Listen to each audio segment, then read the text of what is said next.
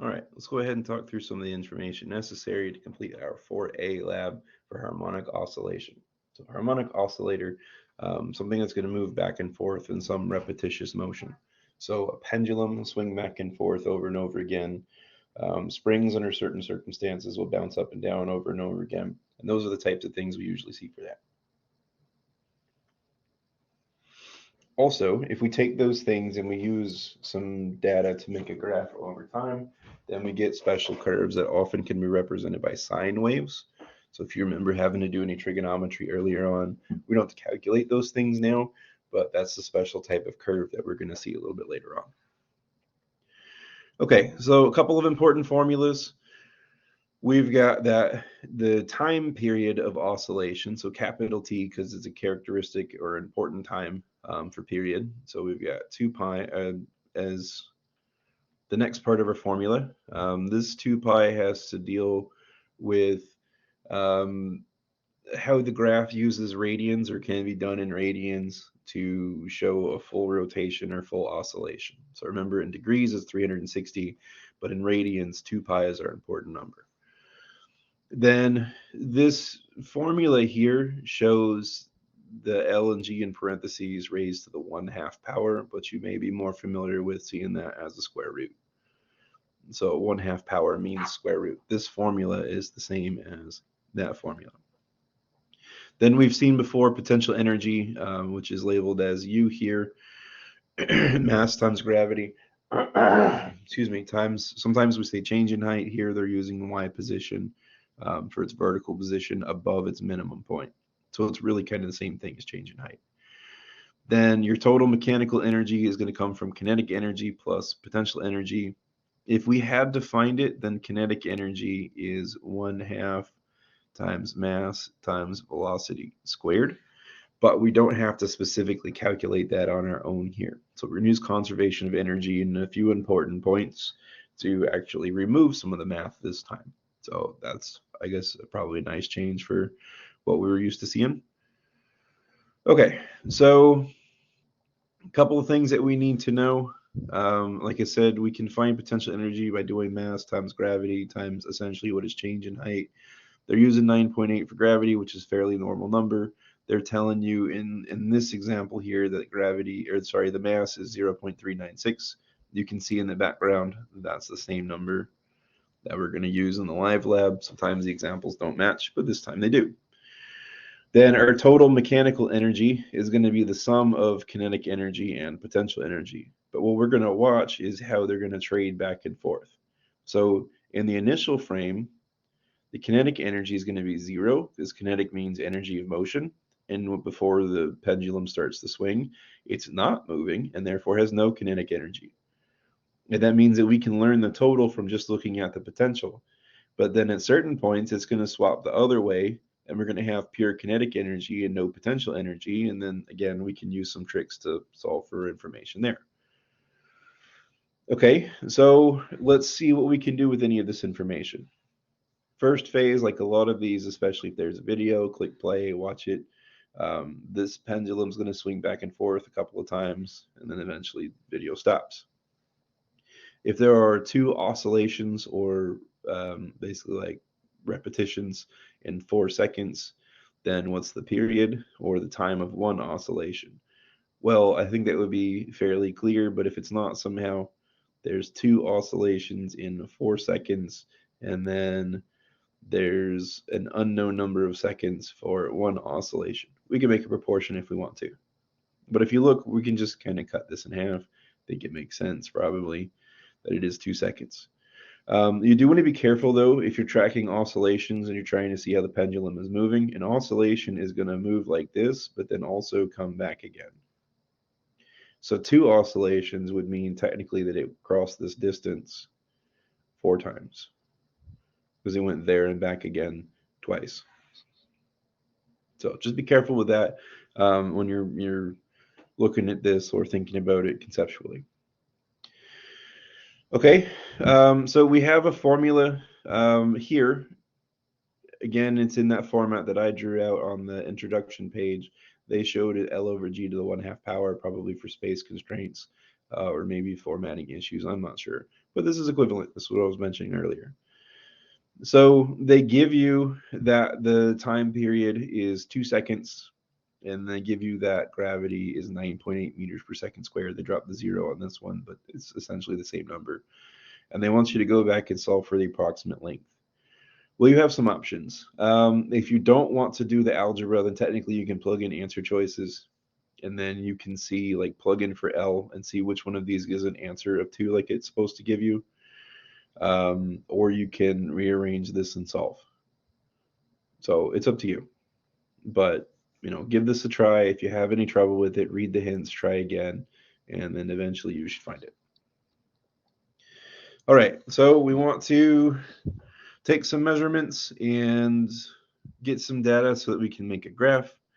Believe it or not, this lab is actually almost done. You can see that we're on phase 3 out of 6, where 6 is always the reward or the congratulation phase. So this one's really not too bad. All right, so this one does start where time is 0, at 0 before anything happens. So the first frame, when we find that, is going to be not going to have any extra steps. So we've had some labs recently where time is 0 on the first frame or the 4th frame or so on, and that sort of had a knock-on effect. We had to be careful with all the additional steps. This one doesn't do that this time. All right, so looking for some of our data, these things I believe were given to you. To find the frame, use the clues from here. So if there are 29.97 frames in 1 second, and I want to find out how many seconds are in one frame, I want to look at this the other way around. Then I'm going to take 1 divided by 29.97, and then that's going to give me here. It does say to use 5 decimal places. Excuse me, so be careful with that. Then to get your pixel conversion, here it gives you a different number of pixels. I don't know if this changes for different students. I assume it does, but mine was 52. I think I had another one that was 51. And then that tells you the height of the cylinder. Okay, so what we can do with that information, again, the height of the cylinder is 0.059 meters. On my picture, I had 52 pixels, so they use px to represent that apparently. So we can find this. We can take our 0.059 meters. So notice that matches the units we're already looking for. That's also a clue that I want to put that number first. And then I want to divide by the 52 pixels. And then that's going to give me my conversion there. Okay, so then we want to take some data so that we can eventually make a graph and come to some conclusions. So we're on the way there, going to have a couple of questions. Pay attention to this, think about what it means, what we said about total energy and conservation and things. So don't fall for the trap of just picking the similar word. I will give you the hint that that one's not the answer, but pick the one you think might be the answer. See if you get it right or wrong. Read the hint if you need to. Try it again, but eventually work through this one. And also this one. All right, so eventually what we're going to do, you're going to collect data. You're going to click a bunch of times. You're going to click for all these individual points back and forth, but then the software is only going to make you calculate all of the information for specific frames. So if you notice these numbers, you have maximum height and then minimum height and then maximum height and minimum height, and it follows that pattern. So each time that we have maximum height, then we have full potential energy. And each time we had minimum height, we had full kinetic energy, but that because of conservation of energy, we had the same number all the way through. So you really only need to make one calculation here, and then you're repeating a bunch of the same numbers over and over again for all of your energies and heights. The time you have to calculate for each one, but that's pretty easy to do, right? So you're taking this number, then you're going to multiply by 1, multiply by 16, multiply by 31, 46, and 61, and then that's where all your times come from. Then for your Y position, you're going to take your number of pixels and you're going to multiply it by the pixel conversion. So we would have 24 pixels multiplied by 0.001135, or whatever your number happened to be. That would give us a Y position. Then once we have a Y position, we can find potential energy. So U is potential energy, and mass times gravity, either sometimes H or delta H for change in height, or sometimes Y or delta Y for change in Y position. But I'm going to copy the Y like they gave you in the original formula. Okay, well, that should be simple enough. Mass is given to you as 0.396. Earth gravity, because we're going to assume that this is where that happens, is 9.8. And then your Y position, at least mine, was 0.027. So between the kilograms, the meters per second squared that come from gravity,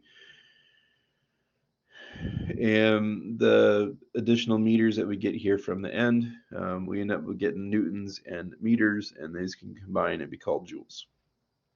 All right, so that's the answer we get in this first little part, but because of conservation of energy, that's the only energy we ever need to know, because as it's sitting still in the first frame, there is no kinetic energy, it's zero. So that number plus zero makes the total energy number in the middle.